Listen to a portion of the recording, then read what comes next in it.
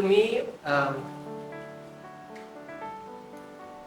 in any industry, there has to be mentors. There has to be people willing to pass down what they know, what they've experienced, what they've gotten good at, and give it to other people. Eh, baliwala yung galing na na-amass ng isang tao kung hindi niya kayang ituro sa iba or ipasa. Ganon din sa mga scholars.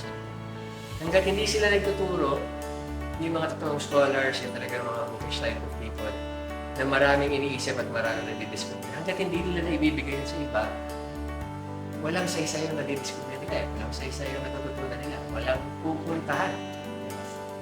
So, if you have a desire to share knowledge, go. If you have a desire to teach, do what you have to do to get to that point where you can teach, because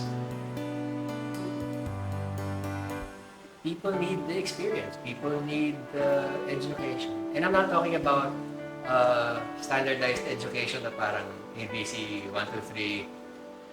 People have to discover what it is like to go around and experience things and to process things in their head and how to think like really think for themselves. Yung critical thinking para sa sarili. Hindi pwedeng porque sinabi ng TV ganito, sinabi ng Janyo ganito. Yun lang yun. People have to process this information and be able to think for themselves. And the best way to do that is to find good teachers willing to share their personal selves and their personal experiences for the growth of their students.